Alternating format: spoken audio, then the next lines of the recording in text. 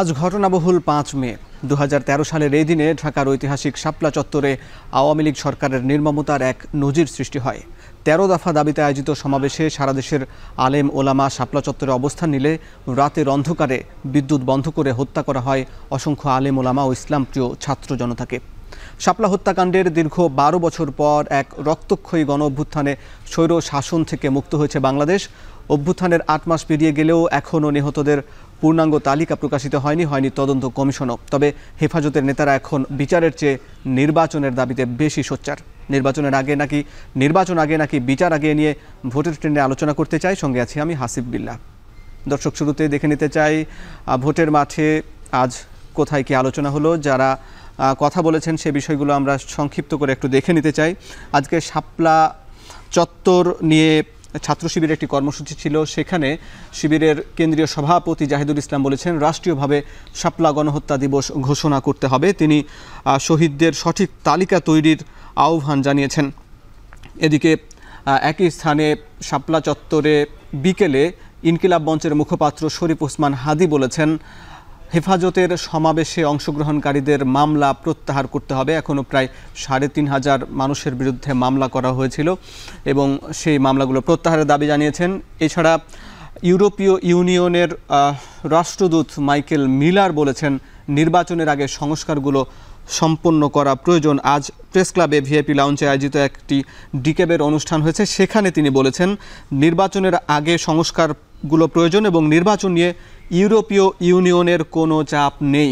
এদিকে ময়মনসিংহে এক আলোচনা সভায় প্রধান নির্বাচন কমিশনার এএমএম নাসির উদ্দিন বলেছেন, দিনের ভোট রাতে হওয়ার কোনো সুযোগ নেই, রাজনৈতিক বিতর্কে জড়াবে না ইসি। ভোটের ট্রেনে আলোচনার জন্য আজ যুক্ত আছেন খেলাফত মজলিসের মহাসচিব আহমদ আব্দুল কাদের এবং একই সঙ্গে তিনি হেফাজতে ইসলামের নায়েবে আমির। আপনাকে স্বাগত জানাচ্ছি ভোটের ট্রেনের আজকে। আপনার কাছে একটু জানতে চাই, এই যে দীর্ঘ ১২ বছর ধরে বিচারের যে দাবি ছিল, যে গণহত্যা হয়েছে শাপলা চত্বরে, এটি সারা বাংলাদেশের বা ইসলামপ্রিয় মানুষের একটি দাবি ছিল। গণ অভ্যুত্থান হয়েছে, এখন আপনারা আবার নির্বাচনের দাবিতে সোচ্চার। এখন বিচার আগে নাকি নির্বাচন আগে, কোনটাকে গুরুত্ব দিচ্ছেন এবং কেনই বা নির্বাচনকে গুরুত্ব দিচ্ছেন বিচারের আগে?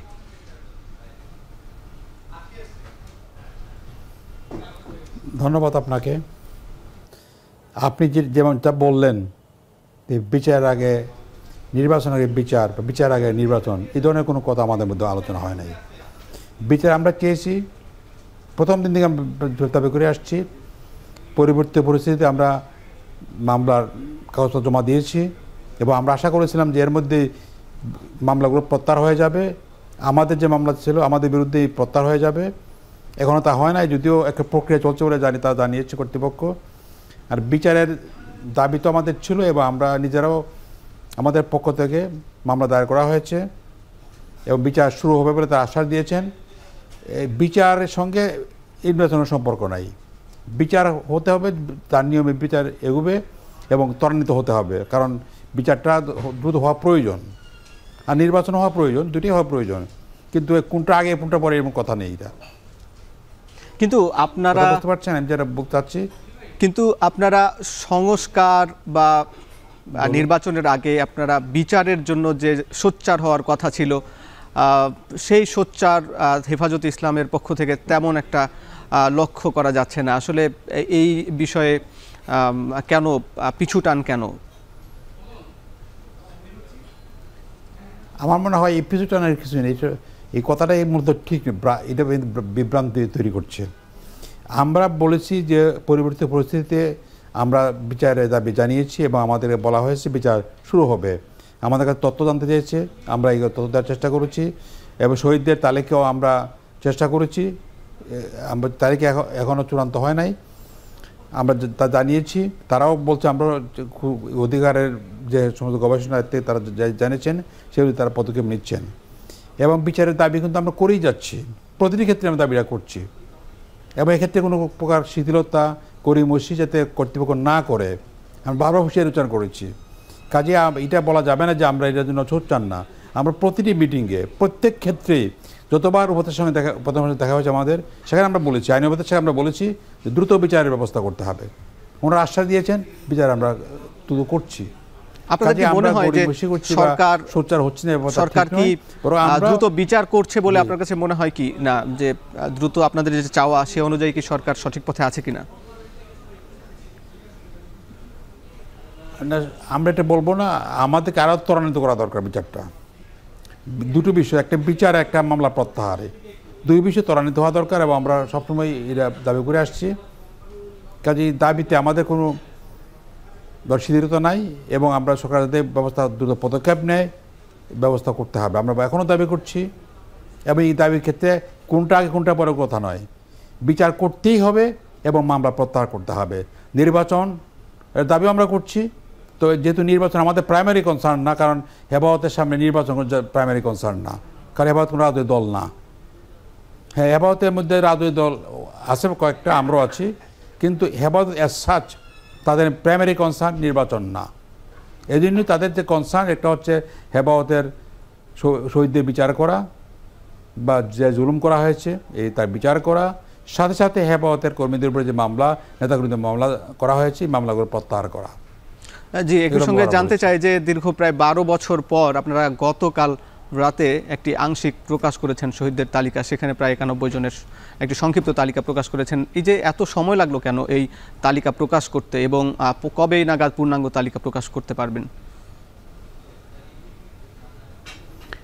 একটা কথা বুঝতে হবে যে এই যে বিগত সরকারের আমলে এই হেফাজতকে কেন্দ্র করে কে শহীদ হয়েছে তার বাসায় যাওয়াটা ঝুঁকিপূর্ণ ছিল। তারা বলতে পারতেন না, কারণ অনেক শহীদদের কবরস্থ করা হয়েছে পুলিশের তত্ত্বাবধানে, কোনো জানাজা নাম কাগজ জানাজা তারা করেছে, বলে দিয়েছে কাউকে জানাতে পারবেন না, চুপচাপ দাফন করে ফেলেন। পরিস্থিতি এমন ছিল, যে কারণে যাদের শহীদ হয়েছে তাদের বাবা মারা, আত্মীয়স্বজনরা এই বিষয়ে তথ্য দিতেও তারা ভয় পেতেন। এই জন্য আমাদের পক্ষে আমরা খুঁজে বের করা আমাদের কঠিন ছিল, যে কারণে আমরা সেসব যেতে পারি নাই এবং যাচাই বাছাই করার যে ফ্রি সুযোগ পাওয়া দরকার ছিল আমরা এটা পাই নাই। যেহেতু এখন দেশ ফেসিবাদ মুক্ত হয়েছে, এই জন্যই আমাদের নেতৃবৃন্দ সেগুলো বাড়ি বাড়ি গিয়ে চেক করছে, তথ্য জানার চেষ্টা করছে এবং তাদেরকে আশ্বস্ত করছে যে কোনো ভয়ের কোনো কারণ নাই, এখন আপনার মন ভুলে কথা বলতে পারেন। কাজে পরিবেশ আগে ছিল না মোটেই।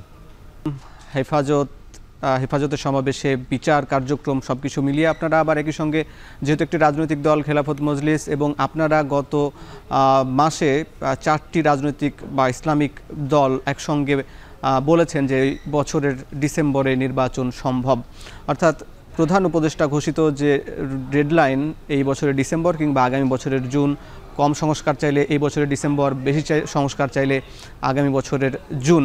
আপনারা কি মনে করেন আপনারা ডিসেম্বরের মধ্যে নির্বাচন চান? আপনারা কি আসলে সংস্কারটাকে কম গুরুত্ব দিয়ে নির্বাচনকে গুরুত্ব দিচ্ছেন বেশি, বা কেনই বা ডিসেম্বরের মধ্যে নির্বাচন চাইলেন, একটু জানাবেন। প্রথম কথা হচ্ছে সংস্কার প্রক্রিয়া শুরু হয়েছে, রাজনৈতিক দলগুলোর মতামত তারা নিয়েছে এবং সরাসরি সাক্ষাতে তারা আলোচনা করছে এবং এ মাসের মধ্যে আমি মনে করি এই সময় দলের সঙ্গে দ্বিপাক্ষিক বৈঠক শেষ হয়ে যাবে। কাজে আগামী মাসে তারা এটা সেল করতে পারবেন এবং জুন মাসের মধ্যে কিন্তু সংস্কারের আইটেমগুলো ফাইনাল হয়ে যাবে আমি আশা করি। এরপরে এটা বাস্তবায়নের প্রশ্ন, কিছু বাস্তবায়ন তারা তো করতে পারবেন না, এটা আগামী গভর্নমেন্টের প্রয়োজন হবে, আর কিছু বাস্তবায়ন হয় তারা তো করতে চেষ্টা করলে তারা করতে পারবেন এবং তারা এটা করবেন। কাজে আমি মনে করি সংস্কার এবং নির্বাচন বিরোধী হওয়ার কোনো ব্যাপার না। মৌলিক সংস্কার যেগুলো এই মুহূর্তে না হলে নয়, যেগুলো না হলে ভালো নির্বাচন হবে না, যেগুলো না হলে দেশটা ভালো চলবে না, এই সমস্ত বিষয়ে সংস্কার করা সম্ভব এবং এর জন্য 6 মাসের বেশি লাগার কোনো মোটেই কারণ নাই। এই জন্য আমরা চেয়েছি যে বছরের শেষ দিকে, যেহেতু আমাদের প্রধানমন্ত্রী মহোদয় বলেছিলেন যে আপনার ডিসেম্বরের শেষ দিকে থেকে আগামী বছরের জুন মাসের মধ্যে, কাজেই আমি মনে করি ডিসেম্বরের মধ্যে করা সম্ভব এটা। আর বেশি আর কম সংস্কারের ইস্যুটা খুব রিলেভেন্ট মনে করি না। আমরা চাই মৌলিক সংস্কার হতে হবে, যেগুলো হলে পরে দেশ ভালো চলবে, দেশের নির্বাচন ভালো হবে, পড়াশোনা ভালো চলবে, অর্থনীতি ভালো অবস্থায় আসবে, আমরা এগুলো চাচ্ছি। কাজে এই জন্য এটা পরস্পর কোনো বিরোধী বিষয় নয়। আমরা মনে করি যদি আন্তর্জাতিক চেষ্টা করা হয় তারা যদি মনোযোগ দিয়ে চেষ্টা করেন তাহলে এই সংস্কারের কাজটা ডিসেম্বরের মধ্যে সম্পাদন করা সম্ভব। আর যেগুলো বাকি থাকবে আগামী দিনে যারা সরকারে আসবেন তারা অবশ্যই আগে কমিট করবেন যে আমরা এগুলো সমাধান করব। কাজে তারা করবেনই আমি মনে করি। এই জন্যই নির্বাচন এবং সংস্কারকে মুখোমুখি দাঁড় করার কোনো অবকাশ নাই, দুইটি আমাদের প্রয়োজন। এবং যেহেতু সংস্কার বর্তমান সরকার যেহেতু অন্তর্বর্তীকালীন সরকার, তার মানে হচ্ছে তারা দীর্ঘস্থায়ী মেয়াদী সরকার নয়। এই জন্যই আমাদেরকে নিয়মিত গভর্নমেন্ট করার দিকে এগোতে হবে। এই জন্য আমরা চেয়েছি এই বছর, যেহেতু উপদেষ্টা মহোদয় বলেছেন, প্রধান উপদেষ্টা বলেছেন যে এই বছরের শেষ দিকে করা সম্ভব। কাজে আমরা মনে করি এটা রিয়েলি সম্ভব যদি চেষ্টা থাকে সবাই।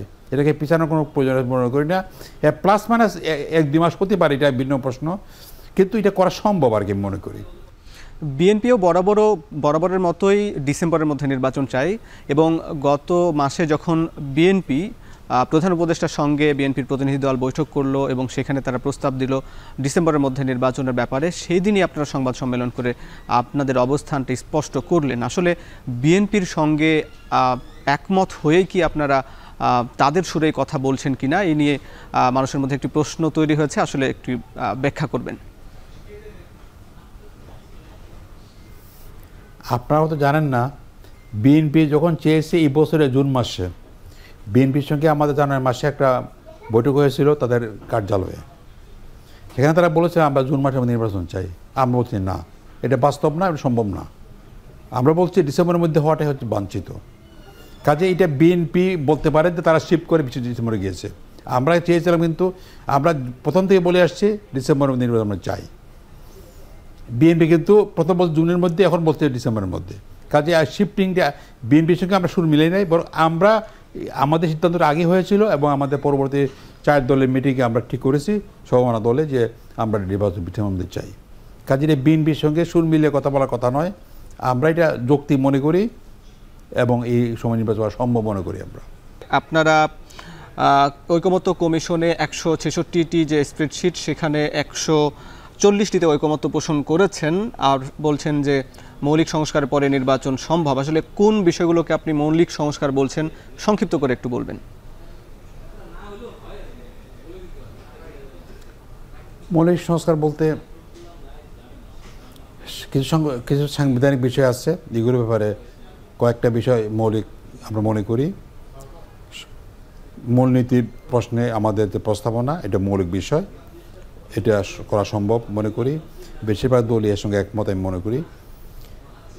তারপরে অন্যান্য বিষয়গুলো এত মৌলিক বলবো না আমি।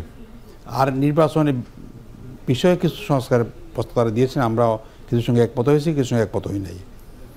এইগুলো হচ্ছে মৌলিক বিষয়। নির্বাচনটা করার পদ্ধতি, এই সমস্ত বিষয়গুলো আমরা মৌলিক সংস্কার মতভূত মনে করি। এছাড়া রাষ্ট্র পরিচালনায় যে সমস্ত বিষয় আছে, অর্থনৈতিক বিষয় আছে, প্রশাসনিক বিষয় আছে, এইগুলো এতটা মৌলিক বলবো না আমি। তবে এইগুলো যে কোনো সময় করা সম্ভব। এগুলো করার জন্য মাসের পর মাস প্রয়োজন নাই। এইগুলো ব্যাপারে রীতিমতো খুব প্রচুর নাই। দুর্নীতি কমিশন যে রিপোর্টটা দিয়েছে, এটা আমরা প্রায় সব ব্যাপারে একমত হয়েছে, অনেক দল একমত হয়েছে। এই জন্য আমি মনে করি মৌলিক সংস্কার বলতে বোঝাচ্ছে নির্বাচন বিষয়ে কিছু প্রশ্ন, কিছু সংস্কার, আর হচ্ছে সাংবিধানিক সংস্কার। আর সাংবিধানিক সংস্কার করতে হলে আপনারা সবাই জানেন যে এটা একটা গভর্নমেন্ট লাগবে, পার্লামেন্টের প্রয়োজন হবে। এটা তারা এগ্রিমেন্ট হতে পারে, কিন্তু এটা ফাইনাল করতে হলে পার্লামেন্টের প্রয়োজন হবে। এই জন্যই আমরা মনে করি মৌলিক সংস্কার বলতে বোঝাচ্ছি প্রথমত সাংবিধানিক সংস্কারের যে কয়টা বিষয় আছে, এইটা মৌলিক সংস্কার অন্তর্ভুক্ত, বিশেষ করে মূলনীতি বিষয়ক। তারপরে প্রধানমন্ত্রী এবং প্রেসিডেন্টের ক্ষমতার ভারসাম্য আনা, এটাকে মৌলিক বিষয়। জি, এটা করা সম্ভব মনে করি। আপনি মৌলিক সংস্কারের বিষয়গুলো স্পষ্ট করেছেন। তারপর হচ্ছে আপনি আমাদের সঙ্গে যুক্ত ছিলেন, এজন্য আপনাকে অনেক ধন্যবাদ জানাচ্ছি। আমাদের আজকের মতন সময় শেষ। আপনাকে ধন্যবাদ জানিয়ে, দর্শক আপনাদের ধন্যবাদ জানিয়ে আজকের মতন শেষ করছি ভোটের ট্রেন।